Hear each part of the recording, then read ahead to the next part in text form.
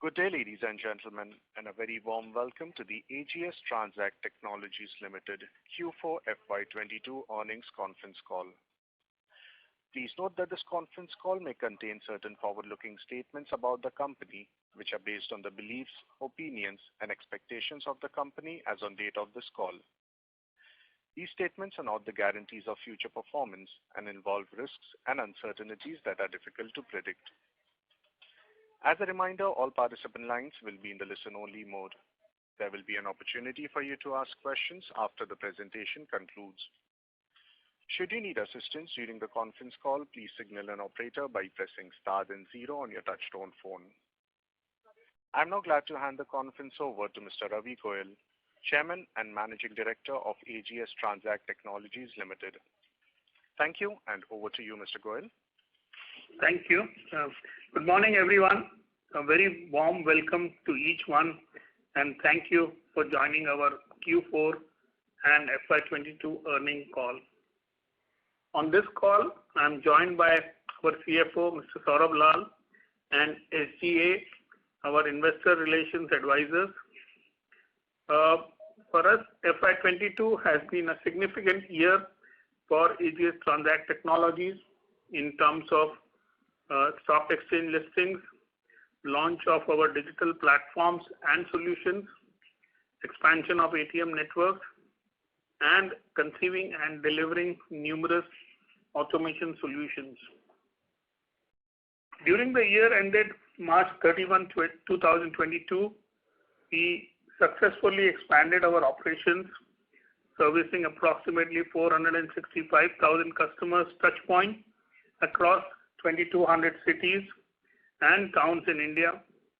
We delivered a steady financial performance in FY22 with total income of rupees 17,973 million. In Q4 FY22, total income stood at 4,050 million for Q4 FY22 as against rupees 5,583 million for Q4 FY21. In the quarter, our business was hit due to Omicron wave and spillovers in the order book. Further, there were certain one-off on the expense side, like impairment loss on trade receivables, forex loss owing to our Sri Lankan operations, finance costs related to NCD, which impacted our profitability. Saurabh will talk in detail about it later.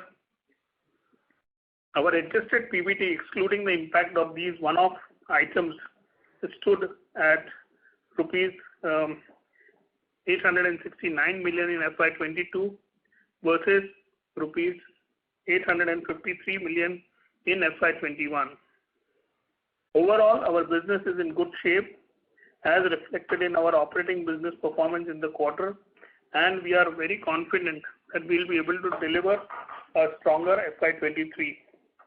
Our endeavor will be to deliver a higher profitability than FY21 in FY23, and accordingly share profits with shareholders in form of dividends. As of March 31, 2022, AGS had installed, maintained, or managed a network of approximately 73,217 ATMs and CRMs. We provided cash management services to more than 45,000 ATMs through our wholly owned subsidiary, Secure Value. We installed 236,588 merchant point of solution and approximately 48,500 cash billing terminals. We automated approximately 18,000 petroleum outlets, and we installed approximately 88,700 color dispensing machines. For the year ended March 31, 2022, Secure Value replenished a daily average amount of approximately rupees 22 billion. We processed 1,232 million switching transactions. Our GTV of around 2,91,711 million with 180.45 crore merchant transactions. Our operations covered approximately 2,200 cities and towns, servicing approximately 465,000 machines or customer touchpoints as of March 31, 2022. Our focus is on creating an integrated omni-channel payment platforms in the country by providing cash payment and digital solutions to banks and corporate clients. The ATM outsourcing business, in which we deploy ATM on behalf of banks on a transaction or a phase, contributed approximately 47% of our FY22 top line. Another 14% of top line came from AMC services and upgrades. Cash management is a key part of ATM outsourcing, and we have a completely owned company called Secure Value India Limited that specializes in cash management. It oversees cash management for both captive and managed ATMs, and this segment contributed approximately 13.5% of FY22 top line. As discussed in our previous call, we have created two very strong digital platforms, Ongo and Fastlane. Ongo is our platform for acquiring and issuance. We acquire digital payments using point of sale systems, and on the issuance side, we have prepaid card license from RBI in our wholly owned subsidiary called India Transact Services Limited. Our Ongo our open loop Ongo prepaid card, which can be used by consumer to pay for online and offline shopping and fueling, and this digital segment contributed approximately 15% of our top line. Revenue from the products was around 10% of our top line. Over the years, strategically, we have grown the share of our service revenue from 83% in FY19 to approximately 90% in FY22, and these service revenues are recurring in nature and are backed by long-term contracts. With a strong pipeline of new RFPs from leading public and private sector banks, we are very optimistic for our ATM outsourcing segment. The ATM outsourcing segment has got a shot in line with RBI's proposal to set up 75 digital banking units in 75 districts of the country by scheduled commercial banks. As per RBI guidelines, banks are free to adopt an in-source or outsourced model for operations of these DBUs. We are looking forward to tapping this opportunity, and additionally, the RBI circular on interoperable cardless withdrawal on ATMs, which is popularly called as ICCW, that is cardless cash withdrawal from ATM via UPI, will encourage overall transactions on ATM by providing a faster and more secure form of cash withdrawal. AGS Transact Technologies had pioneered this solution way back in 2019 with the introduction of QR-based cardless cash withdrawal with the leading public sector banks ATM. Our long-standing relationship with our customers across industries puts us in an advantageous position for our new business and cross-selling opportunities and enhances our market reputation. Our near-term objectives are to grow and scale up our digital business and pivot from payment as a convenience to payment as a service to payment as a convenience through the Ongo card ecosystem. We will continue to add more merchants to our Ongo ecosystem with our focus on OMCs and offer customized digital solutions in addition to the integrated payment platform via Ongo POS terminal. Now I would request my colleague Saurabh Lal, CFO of AGS Transact Technologies, to share the financial highlights of FY22. Saurabh, over to you. Yeah. Thank you, Ravi. Good morning, everyone. First of all, I would like to walk you through the performance of FY22 with you. In the year ending March 2022, the total revenue of the group stood at 17,973 million versus against 17,972 million for FY21. Our total income in 9 months registered a 12-month growth, but Q4 FY22 was a muted quarter for us. I will elaborate further on this when we talk about our quarterly performance. In the year ending March 2022, the adjusted EBITDA of the group stood at 4,790 million as against 4,796 million in FY21. It is noteworthy that our EBITDA for the year was impacted by certain expenses which were non-recurring in nature. There is a impairment loss and a SLA level adjustment ranging up to 247 million on trade receivables. This is on account of provision we made with respect to 2 of our clients on the receivable front. We also had to book a loss of around 54 million due to the devaluation of our currency for our operations in Sri Lanka. A considerable portion of these non-recurring expenses was incurred in Q4 FY22 and hence has impacted our Q4 FY22 EBITDA as well. Adjusted EBITDA margin for FY22 and FY21 both stood at around very healthy to 26.7%. During FY22, AGS redeemed outstanding NCD worth 5,500 million, which was part of the object of the offer. As per the main objective of the OFS in the IPO, our promoters sold shares and net proceeds were infused to the company for buying the CCPS from the company.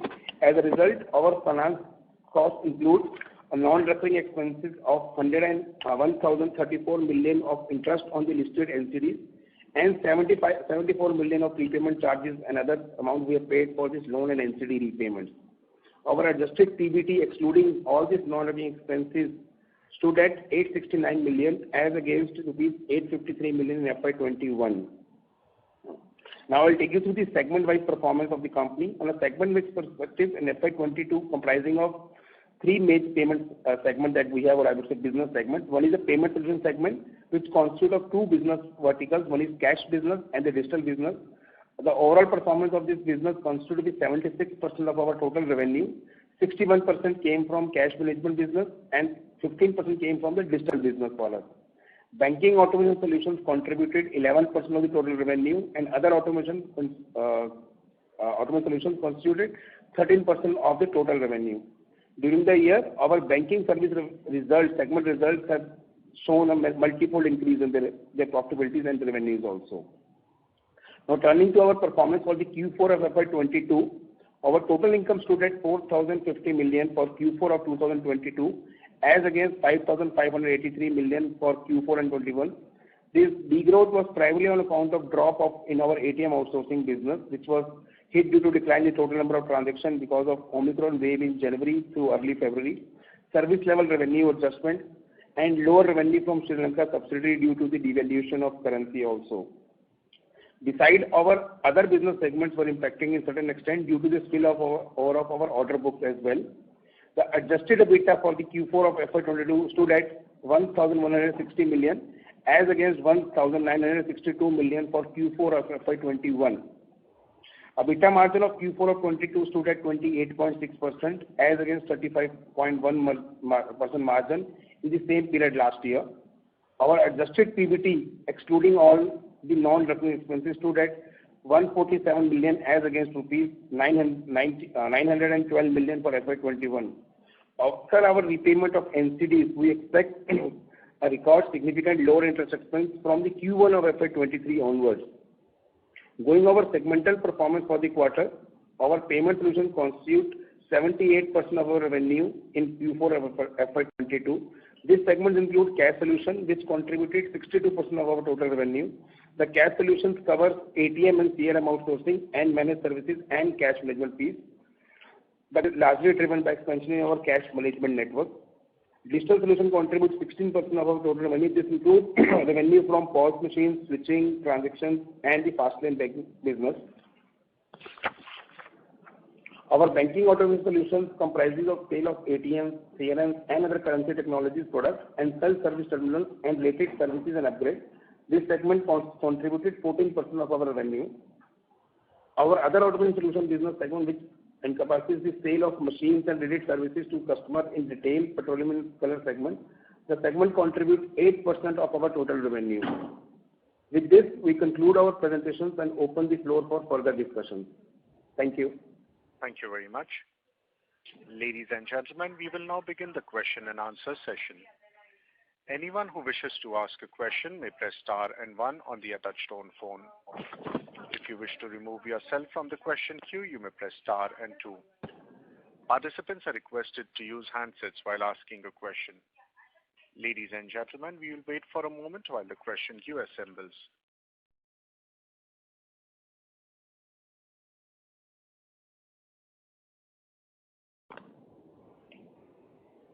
A reminder to the participants, anyone who wishes to ask a question may please press star and one at this time.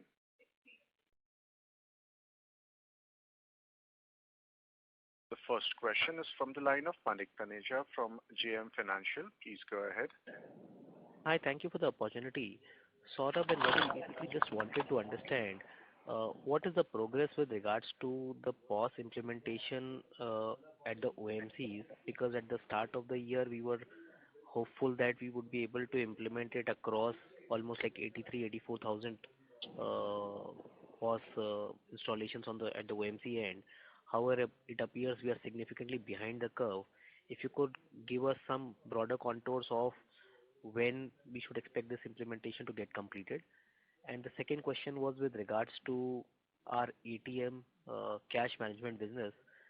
If you could help us understand what's driven the decline in terms of the cash management ATMs for us during the course of FY22, and how should we be thinking about price increases on this segment? Thank you. Thank you, Manik.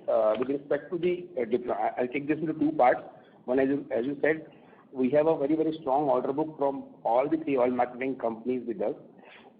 The deployment strategy is already on with respect to implementation of these POS machines. If you see our total implementation, when we last presented our numbers to all of you, we were at around 39,900 POS terminals. We closed the financial year 2022 with around 46,485 terminals. So there is an incremental installation of around 6,549 terminals that has happened in the last quarter of the year. The plan is to ensure that this deployment gets concluded as early as possible. There is a complete focus from the company side also, and there is a complete focus from the OMC side also to ensure that this deployment happens at the earliest. But considering this deployment has to happen at various retail outlets, which is not owned by these OMC companies, and these are, I would say, public sector undertaking, where certain actions take some time. So we are confident that we will be able to conclude this deployment at the earliest. But going with the pace at which we are right now deploying around 2,500 approximately terminals on month-on-month basis, we believe that this pace will grow very fast. Now we have been certain with respect to supply portions also. There was certain in between a month delay from the supply side because of the logistics was not happening through various ports. So I think things are now settled, and we are confident that we will be able to complete this deployment at the earliest.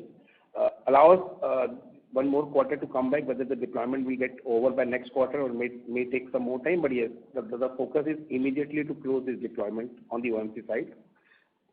Now going to the cash management side, the second part which we say, if you see, I'll split this cash management into two parts. One is the ATM outsourcing piece, and second is the cash management, which is driven by our subsidiary Secure Value.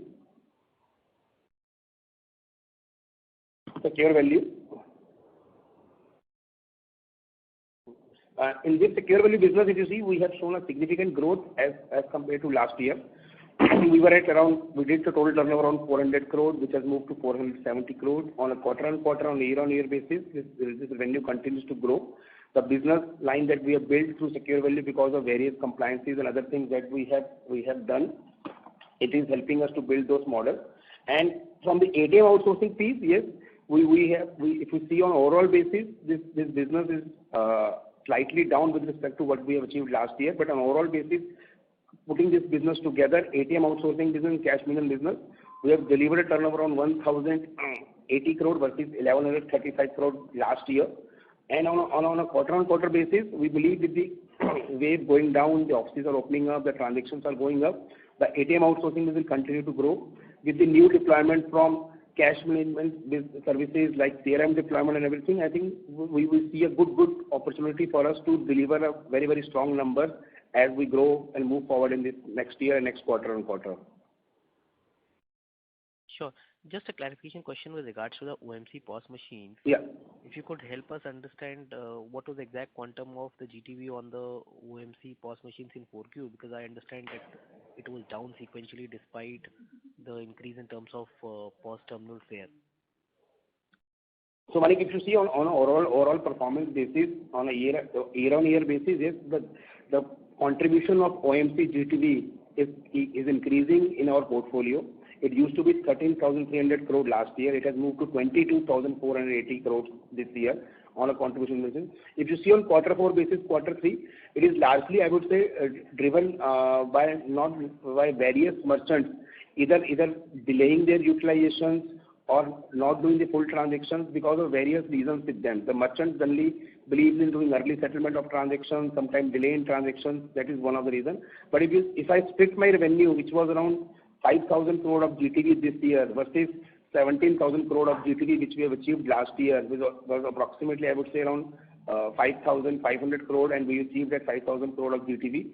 But if I split this 5,000 crore into 3 parts, which is January, February, March, we see that January, February, we saw some decline in the transactions, maybe because of some form of restrictions on the movements of goods because of I will not say detailed lockdowns or something, but some lockdowns on account of Omicron.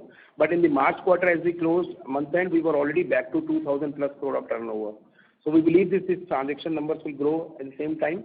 As we are expanding our POS base, we are also building our team of people who are going to monitor all these terminals deployments and increasing the base of the transactions with the merchant, so that we can ensure that the expected GTV which we are trying to generate from this merchant by becoming the exclusive merchant, by giving the value-added services, will grow further and will help us to build a, I would say, sizable portion, not only on the GTV front, but on various other payment fronts with this POS machine. Sure. And one last question on the receivable side. You've seen a significant increase in our debtors as of FY22 end, despite the sequential decline in revenues in 4Q, as well as revenues remaining flat on a full year basis in FY22. So what explains that? If you could help us understand what's driven the increase in the debtor position for us. Sure. So, Manik, from the debtors perspective, as you know, our business is largely consists of service revenues, which is split into three parts of revenue. One is revenue coming from AGS, revenue coming from secure value, and revenue coming from ITSL. So on an AGS side, if I split this increment of revenue, so in debtors, Manik, I'm sure you are taking both the counts. We have 2 forms of debtor. One is a billed receivable, one is unbilled receivable. So on a billed receivable and unbilled receivable, if I take Y on Y, we saw an increase of around 100 crore in our debtor. In spite we have I would say, a flat revenue as compared to last year. This is primarily related to one of the factor, or I would say a couple of factors on both the sides. In AGS, we have increase in this probably because of the slight delays from the customer with respect to the payments getting delayed because of various approvals and other things which is required by the bank and the customer for release of those payments and everything. And somehow, I would not say this has become a new normal, but in last 1.5 years, what I've seen is that because of the COVID, there has been change in a lot of processes at various customer ends. This resulted in the various delays. Some payments that moved to decentralized mode, some payments got moved to centralized mode and everything.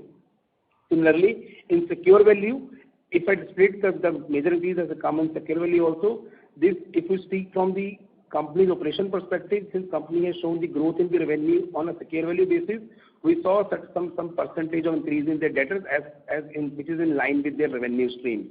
But having said that, we totally appreciate and agree on that part that we have a very extended working capital line with respect to coming money on the debtors, and we are ensuring that it has to be corrected, because this is the money which we have to collect from the customer and is going to help the company to reduce other incidental things which is like debt reduction and everything, which is going to help us. So there are a team of people who are working aggressively to ensure to bring this working capital line within the limited range, to bring this debtor in the limited numbers. But as of today, we are targeting to ensure that this number should get collected immediately. But having said that, as I said, secure value, the increase of around 40-45 crore rupees has happened on the debtors, which is primarily because of the increase in the slight revenue of around 70-80 crore on year-on-year basis. So around 3 to 4 months of debtor got added. In AGS, because of slight change in the revenue, I would say collection of the revenue from the customers and everything, a slight delay has been observed. But we are very much cognizant on this, Manik, and we are working, ensuring and closely watching the situation to ensure that it should not stretch further. Sure. Thank you. Thank you. The next question is from the line of Avdut from Newberry Capital. Please go ahead. Hi, good morning. Thanks for the opportunity. First question about Sri Lanka. How much is our exposure to Sri Lanka based on revenue and profitability? So this, out of the revenue that we accrue in our secure foreign subsidiary, which is Singapore-based subsidiary, approximately 85% to 90%, 85% of the revenue comes from our Sri Lanka business. And also on the profitability side, approximately around, I would say, 80 to 85% of the profitability also come from the Sri Lanka region. Value terms, how much it will be? So value terms, approximately, I would say 60 crore rupees or 65 crore rupees of revenue comes from Sri Lanka. And on a profitability side, around 20, the GTS, which is our foreign subsidiary, has generated a total EBITDA of around 20 crore rupees on a YOL basis. Approximately 17 to 18 crore EBITDA come from that Sri Lanka business. Okay, understood. Thank you. Second question about note 6, about the 10 lakh shares which were ESOPs, which were allotted in on 29th of March. I just want to know whether it has flown through P&L, because major part, 50% of the part will come into the year 1, right? So whether that ESOP has flown through the P&L. Yes, this ESOP, which is mentioned in circular, so what company has done is that, since as a process, this scheme was already approved by the board, so we already have issued a ESOP way back in August 2021. So all those ESOP which has been issued to the employees or granted to the employees for next 3 years, all those P&L with respect to fair value minus the book value of shares or fair value minus the grant price of the share has already been routed through P&L. This is a procedural process where we have to seek the approval for SEBI to list those shares. So the only reason right now is that it is 10 lakh shares which has been issued to the trust, so that in case in future any employees who wants to exercise those shares can get transferred to the trust, only because as per SEBI guidelines, all the listed entities, the share cannot go to the employee directly. It has to be routed through trust first and then to be issued to the employees whenever they exercise those grants. So it's only from the listing and the transfer perspective. Rest all the shares which has been issued to the employees has moved through the P&L now. Okay. What would be the quantum that this year it has flown through the P&L for ESOP? So approximately from a P&L perspective, the company has taken a P&L expense of 11.7 crore rupees in ESOP, for the ESOP cost. For FY22, right? Yes. And going further, it will decline further, right? Yes. So since we are following the weighted average rate of accounting this, definitely it will decline further in next year. What would be the quantum that it will come down to? Any guess? So we have distributed this ESOP into exercise of 3 years number. So it is a 3-year vesting period. So it will be a first year hit will be 3/6, next year will be 2/6, and third year will be 1/6. So you can assume that almost 50% of the hit will come in 1 year. Okay. Understood. On subcontracting expenses, I think there has been, so it is volatile. In last year it was down, and next 2 quarters it has gone up. Can you throw some light on it, how it works, and what would be the normalized subcontracting expenses going further? Correct. So, since we are discussing this specifically expenses because we just want to clarify there is one error which has happened while printing this number. We'll take help of our investor relation officer also to correct this.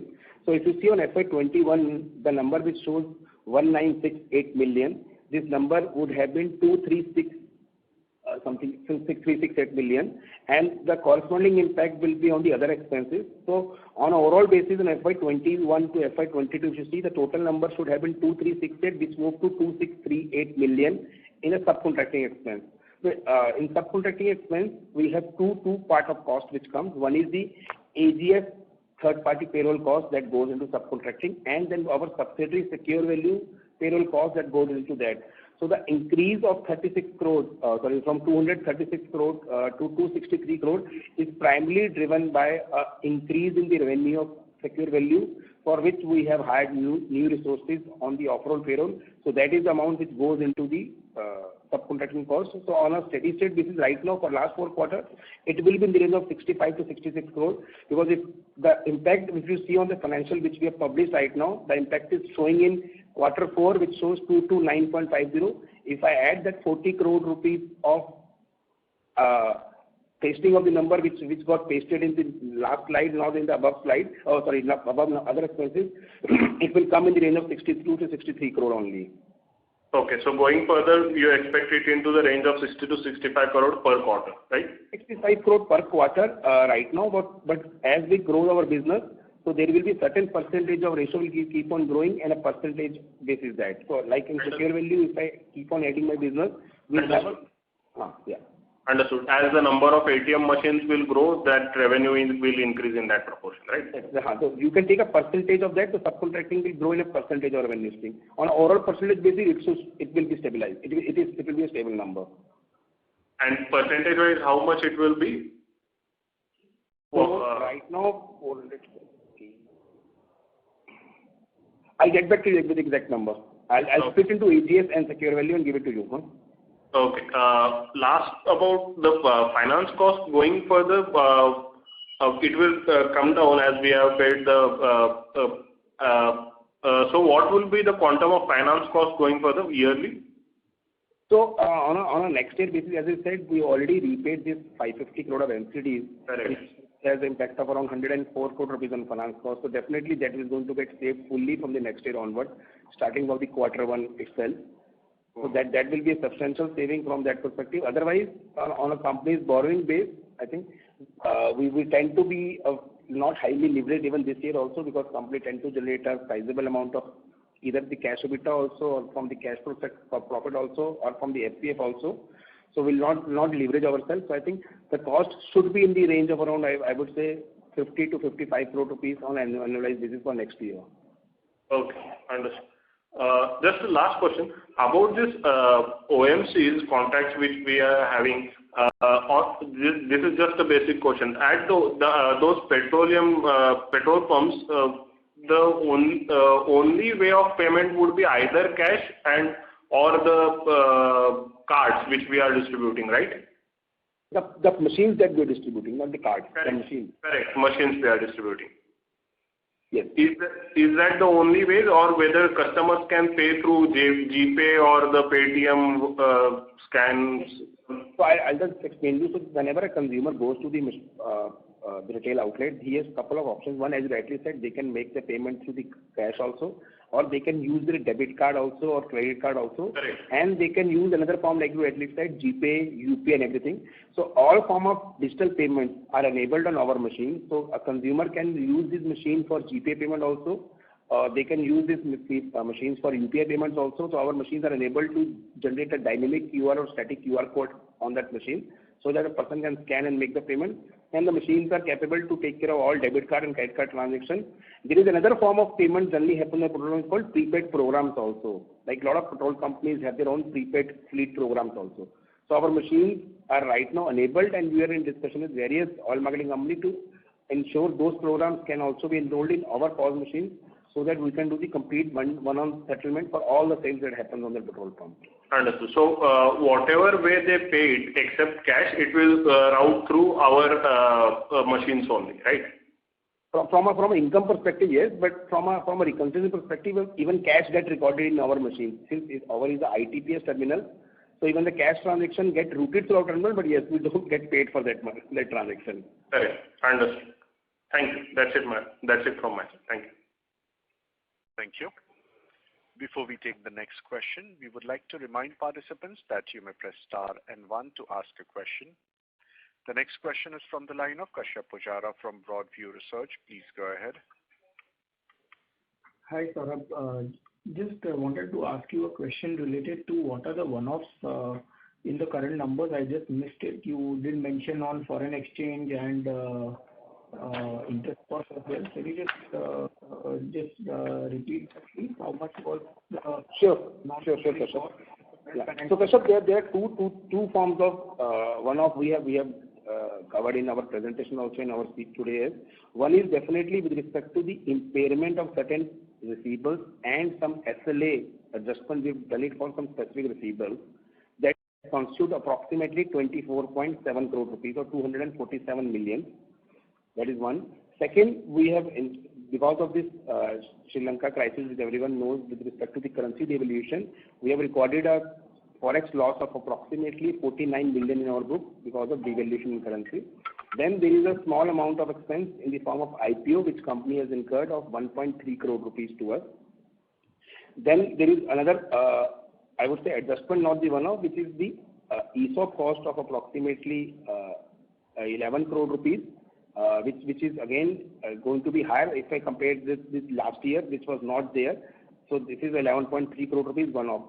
Other than that, what the other one-off which we're discussing, Kashyap, is that just to give you a broad perspective to the market and to analysts and to everyone, is that from a next year onwards, the cost with respect to the NCD loan that has happened in our P&L this year, which constitute approximately 103 crore rupees, that will not be there for next year. And similarly, certain prepayment charges with respect to that NCD loan that we have paid will not incur for the next year onwards. So these are the 4-5 heads under which we said there are certain non-recurring one-time expense which we have taken to our P&L, and largely some of the non-recurring expenses have hit us in Q4, so that is why the impact on the Q4 number is higher as compared to our 9-month performance. Sure. And did you mention that finance cost includes 114 crores or 115 crores towards NCD, which is non-recurring? What exactly? I mean, could you? What is it? Did I miss the amount? Or is so it's correct, Kashyap. So if you remember that 114 crore rupees, 103 crore rupees, it is the NCD which company raised last year to fund that private equity investment share CC-based transaction. Now, since the IPO has happened and the loan has been repaid, so this money is completely out from the company. So this year we have incurred this cost of 103 crore, but from next year onward there will be no such cost that will come to our financials from FY21 or FY23 onwards. Sure. And just in the how do I see, if you look at the cash flow statement, the redemption of NCD is showing at 55 crores and the impairment of trade receivable is showing at 11-12 crores, whereas you mentioned that this is 104 crore and 25 crore. So in terms of impact this year, so I mean, why is it not showing fully in the cash flow statement? Am I missing something here? It's showing it's 5,500 million mentioned in cash flow. You see our cash flow from the financing activity. Correct. So it is 550 crore rupees of NCD which got repaid. Hello. Yeah. So it is presented in the financial. If you see cash flow from the financing activity, it covers receipts from the issuance of NCD last year and redemption of NCD this year, which was 550 crore rupees. Correct. 550 crore rupees. Okay. Yeah. Sure. Okay. And just a question on secure value. Could you just highlight what is the EBITDA in the current year margin, in terms of EBITDA margin, where we are on that front, and what is the and what does it amount to in terms of, say, per ATM revenue, and where do you see this going in the next couple of years based on the tariff changes, etc.? If you can just highlight that. Yeah, sir. So on a standalone performance basis, Secure Value has delivered a total turnover of 472 crore versus 406 crore last year. On a EBITDA perspective also, Secure Value has delivered the performance of 72 crore of EBITDA versus 50.7 crore last year. So on a EBITDA margin basis, this margin has increased to 15.2% from 12.5% basis. And so as we move forward, I think as we know this market, specifically cash management business, there are only very few players who have been able to deliver with respect to the service level, with respect to various new guidelines which have come from various regulatory bodies, I think Securely is very well positioned to ensure that we can deliver those compliances, we can deliver those services on India basis to the consumer or to the customer, to the MSPs, to the banks, to other firms. I think from that perspective, I think we see a very, very strong growth coming next from couple of years more also. And as we've seen, the performance and operation leverage have started kicked into us from 12.5 to 15.2.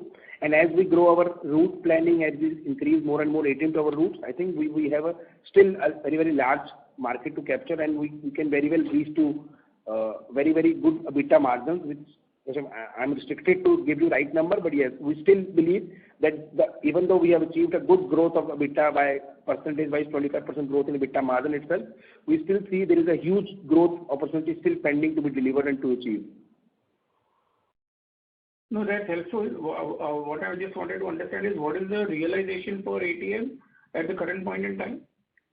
So current appointment will be approximately on overall basis will be around 7,700 rupees per ATM approximately.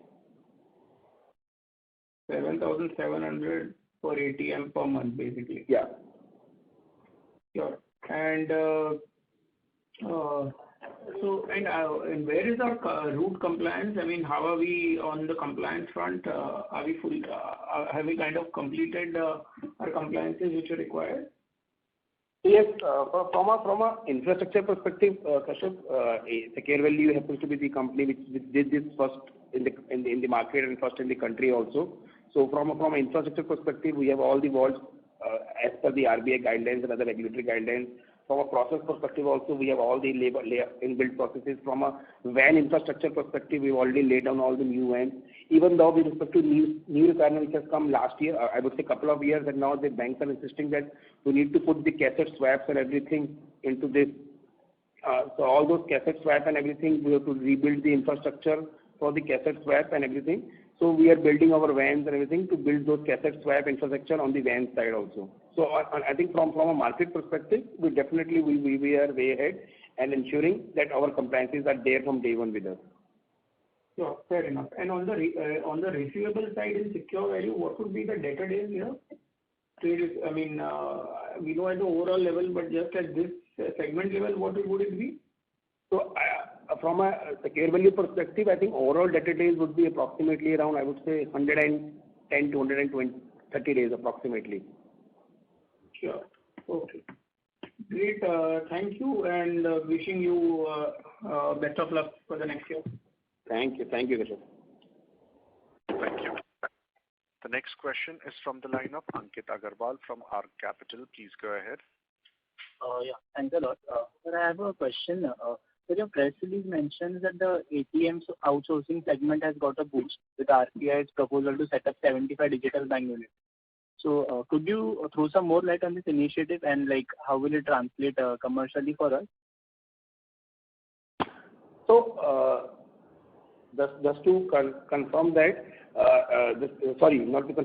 my bad. From a digital banking unit, as everyone knows that RBI and even regulator and ministry is also now pushing up more and more infrastructure to go cashless, cardless and other forms of electronic lobbies and everything. So definitely it is going to help us. If you just to update that we've always been working with various banks, whether it's Axis Bank, ICICI Bank, or even couple of very large public bank in the market. We're always working on a concept there of putting up a lot of digital branches or called e-lobbies branches over the counter. So all those e-lobbies generally have, what does they work is that they work on a concept where they can reduce the size of the physical branches, maybe by 1/3, maybe by 1/2, maybe by 1/4, and ensure that these lobbies and these locations are completely filled with various electronic devices like ATM, CRM, check deposit kiosk, phone banking services, passbook printing and other stuff. And there are very few people in the branch who help people to navigate through these machines and make them understand the use of these machines, so that over a period of time these machines, these branches can work independently without the support from various staffs and everything. So with this concept of DBUs, which is again been pushed by ministry and by the regulator and by the other parts, I think it is going to help us to build and put more and more these devices over this. And since, as Ravi's speech also covered, that RBI guidelines says we are free to adopt in-source and outsource model. So since banks have already outsourced all these ATM services, CRM services, cash management services, other services to players like us. These are the services also will get outsourced to players like us, and will have a larger share to contribute from the financial inclusion perspective also, and to offer these services to the bank. Either bank can choose different type of models by buying this stuff, pay-per-use model, per month transaction and everything. So automatically this will go to add up the additional line of revenue to us in the form of deploying all these machines and to run those machines on various variable or fixed fee based model.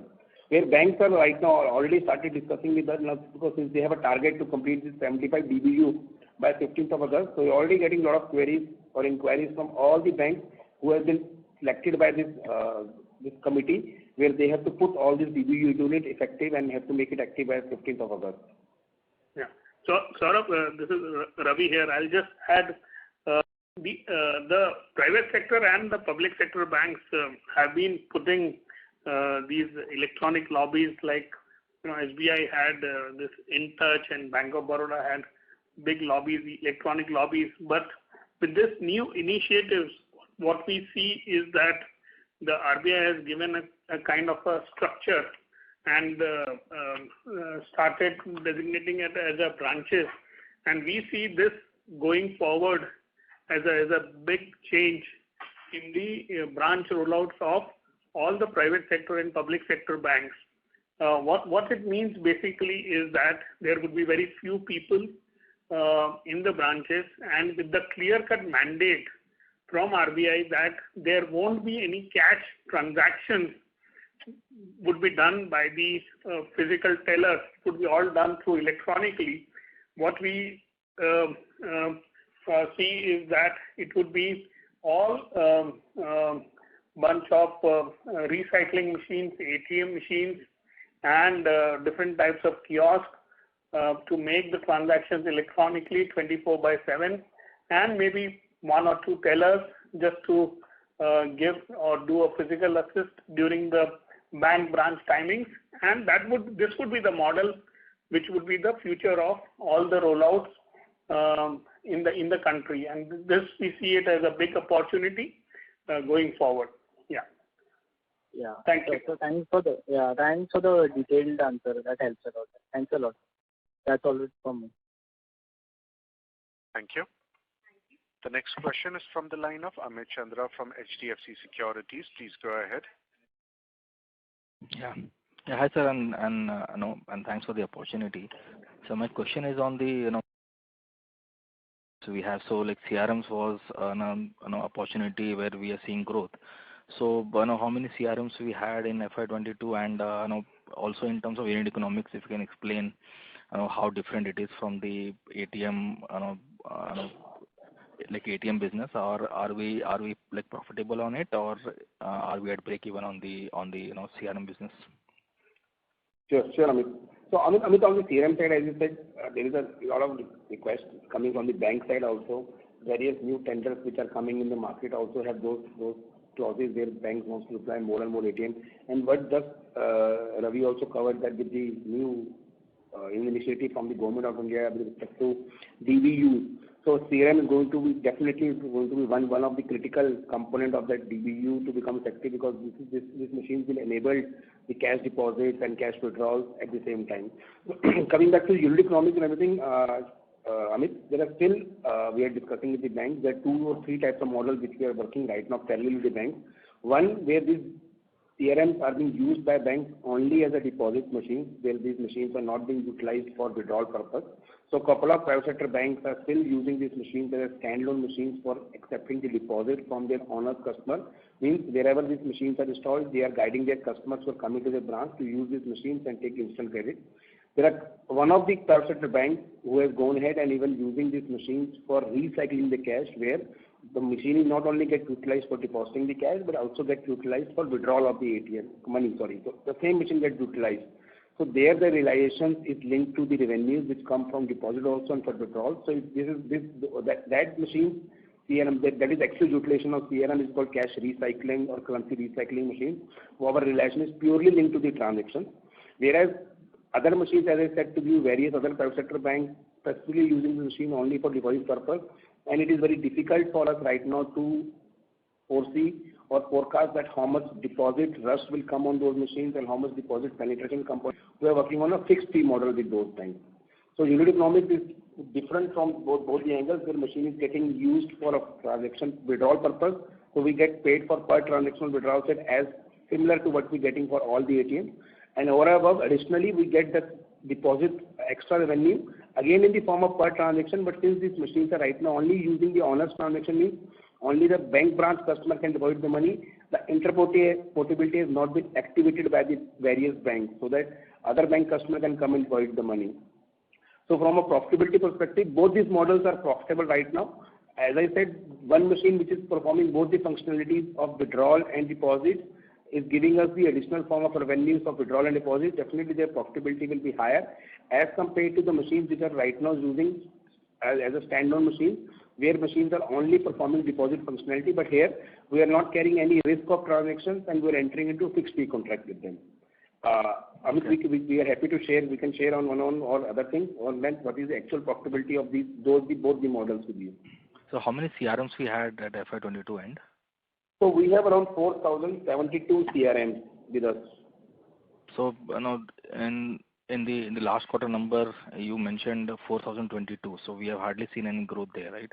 In the CRM machines in this quarter. In the last quarter, definitely we only saw approximately only 50 number of CRM which got deployed. I would say it is largely because some of the CRM which we have deployed could not get active on 31st of March.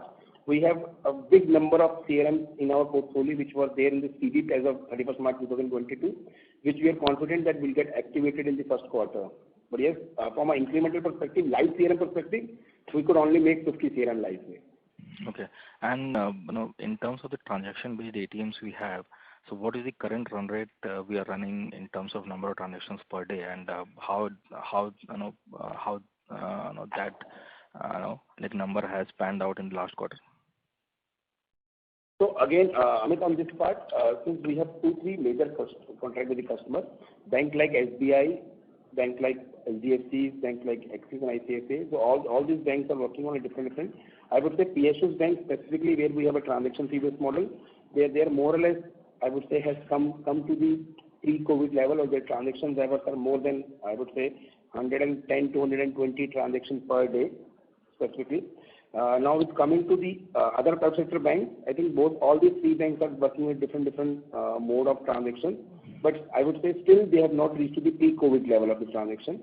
But as we are reaching out this in Q1 of the FY23 now, we are seeing the increase in transaction happening on month-on-month basis. But I think I would say by the end of this quarter, we believe that all these contracts, all the private sector banks should also reach to the pre-COVID level. I think that is what we are targeting, and that is what we see internally also with the kind of data that is coming up, the transaction increase happening at the urban and rural areas. So I think from the transaction perspective, I think this Q1 will help us to define that by end of the quarter, if all the transactions are back to the pre-COVID level, I think the market still continues to believe that cash will continue, and this ATM market and everything will help us to plan for the next quarter as well. And any increase in realizations that we're expecting because of change in interoperability rate, or that was there. So any increase that we can see next year in terms of realizations per ATM? So, I mean, 2-3 things we are expecting specifically just for this year, which has already started shaping up in last year. One, so I think everyone knows that there is an increase in interchange, which happens, and we got increase in our revenue from one of the contracts. The office transaction rate was revised from 15 to 17 rupees, and non-cash transaction from 5 to 6 rupees. Couple of other things which have already started shaping up in last year is revenue from the incremental services delivered because of the RBI and MHA compliances. So many of the banks have already initiated those revenue streams to us, but many of the banks are still waiting and giving us the go-ahead in this year. That is one going to be incremental revenue. Second, the major increase will come from the deployment of the cassette swap, which we're expecting. Definitely have to go to see. The circular was very clear by RBI, which was expired, or I would say was reached to the maturity on 31st March 2022. They gave a 1-year extension to the banks to deploy this with a very strict conditions that every quarterly update has to be submitted through a board to the RBI. So banks are also monitoring it on a regular basis. So we believe that with this circular requirement and other things, services requirement, I think AGS and secure value tends to gain from this implementation, and we see a significant additional revenue coming up in FY23, specifically on the front of deployment of ATMs with the cassette swap facility to be given to all the MSPs, to the bank.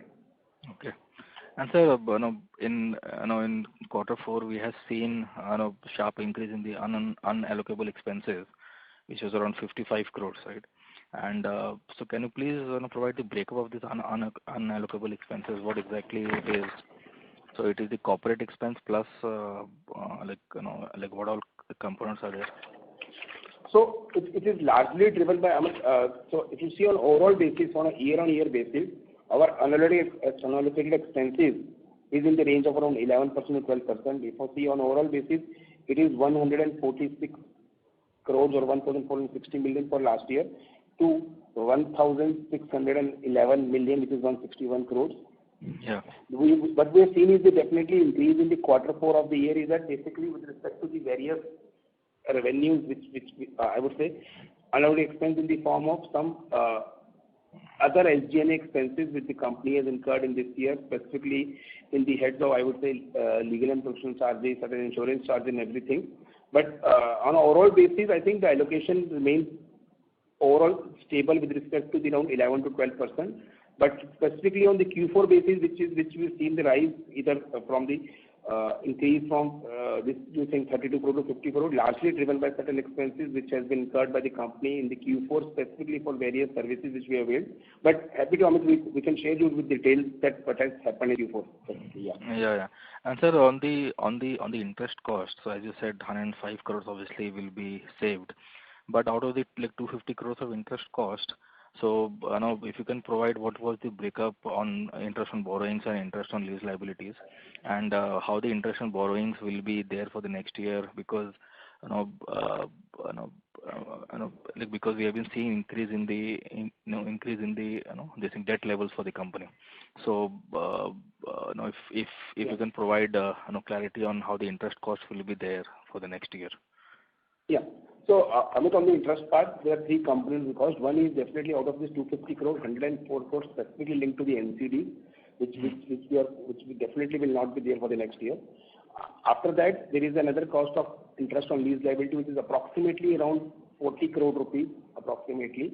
Sorry, my bad. On a consolidated basis, it will be around 45 to 50 crore rupees approximately on the consolidated basis, interest cost on lease liability. Rest of the cost will be of the total base of the interest of the actual borrowing cost. But we believe that for next year onwards, but we believe that total borrowing of the company will be in the range of around, on a net basis, it will be around 600 crore to 650 crore rupees. So the borrowing cost should be in the range of around, as I said also, it should be in the range of around 55 to 65 crore for a full year basis. So this 100 crores, the interest on borrowings, what was the like-to-like number last year? So it was around 75-80 crores. So that has gone up to 100 crores. Which one you're referring? Interest on borrowings. So yes, interest on borrowing last year was 133 crore. Out of that 133 crore, if you take around 45 to 47 crore of interest on lease liability, the average interest was around 80 crore rupees. Okay. 85 crore rupees. 80 has gone up to 100 in this year, right? And we expect this to be at these levels only, 105 crores, right? No, we expect this to go down. So let me just break it. 250 crore has two components. One is 105 crore. Then there is a 7.5 crore one-time prepayment fees and other NCD closure charges that we have paid.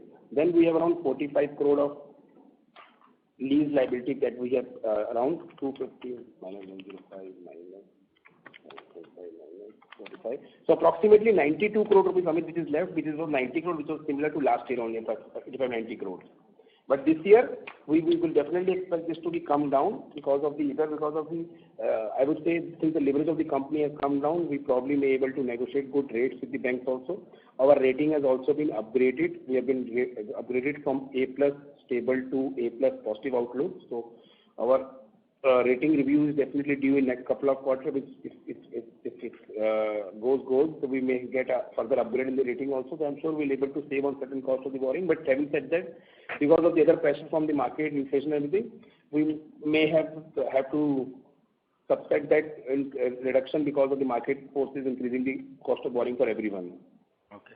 And sir, like one last question from my side. Yeah. So on the CapEx front, how we are seeing the CapEx for the next year, and maybe if you can break up the CapEx between ATM business and the cash management business and this in the retail business, and also on how we see the tax rate for the next year. Sure. So on the CapEx side, as you know, the kind of business that we have, the first CapEx, which is definitely certain for us, and we need to ensure that will get closed this year, is on the CapEx on the POS machine that we need to deploy for our OMC contract to get delivered fully. So that CapEx is definitely 100% needs to be delivered. The second CapEx, which either we do it for the ATM outsourcing or for the vehicles that we buy for our business, that is purely linked to the business. If we see there is a visibility of business coming from the market, if we see there is a visibility of new deployment that is helpful to help us to build the new transaction, increase revenue, and increase profitability, so we will definitely impact. But on overall basis, as a company, we plan to have a total capex of around 125 to 175 crore in between, anywhere in this between, covering between three major capex: ATM capex, vehicle capex for secure value, and the POS capex for ITSL. And on the like tax rate for the full year, sir, what was the? So tax year, both the companies, AGS, Transact Technologies and Secure Value is already working under the new regime. So our maximum tax rate will be 25%, or some percentage can be go to the DTA. So current tax can be higher, but on the overall tax expense should be in the range of 25 to 26%. Secure Value is also moved to the new tax regime, so tax rate should be in the similar range. ITSL, our subsidiary, since it still have certain brought forward losses and carry forward losses and depreciation, so we'll still continue to use the old regime so that the moment we get into the green zone, we'll be able to utilize those brought forward losses and depreciation. Okay. Okay, so thank you and all the best for the next year. Thanks, Amit. Thank you. The next question is from the line of Deepak Poddar from Sapphire Capital. Please go ahead.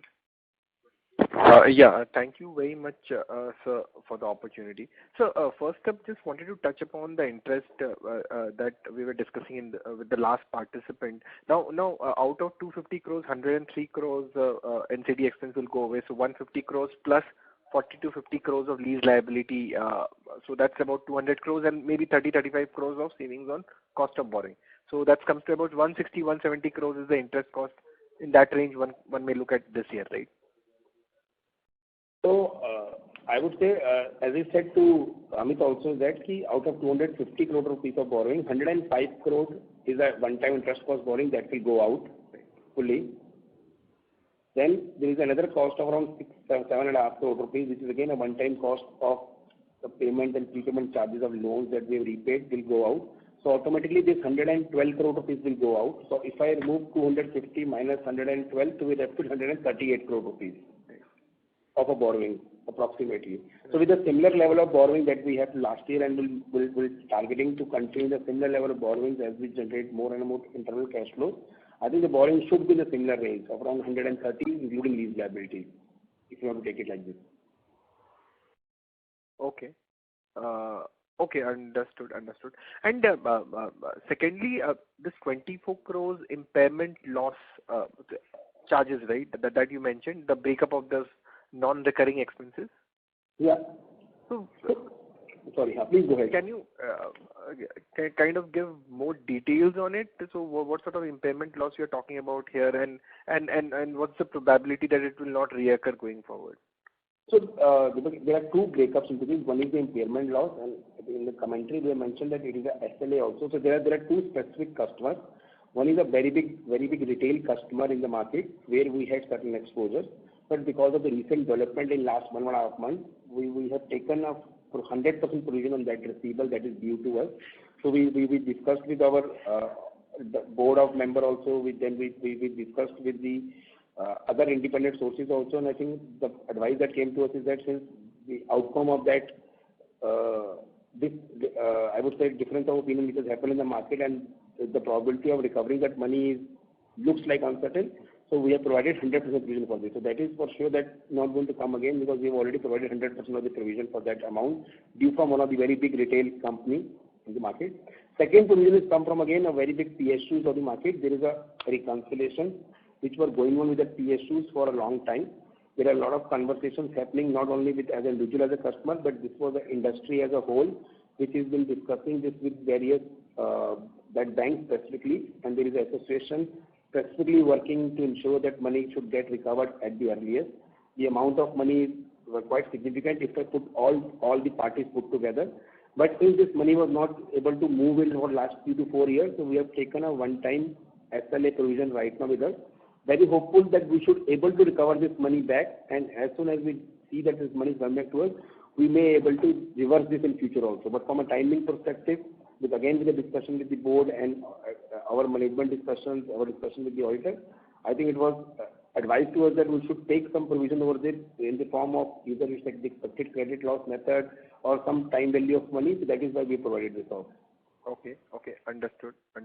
And on the revenue front as well, now I think in the last con call, we were discussing or we were targeting 2,000 crores plus kind of a revenue in FY22.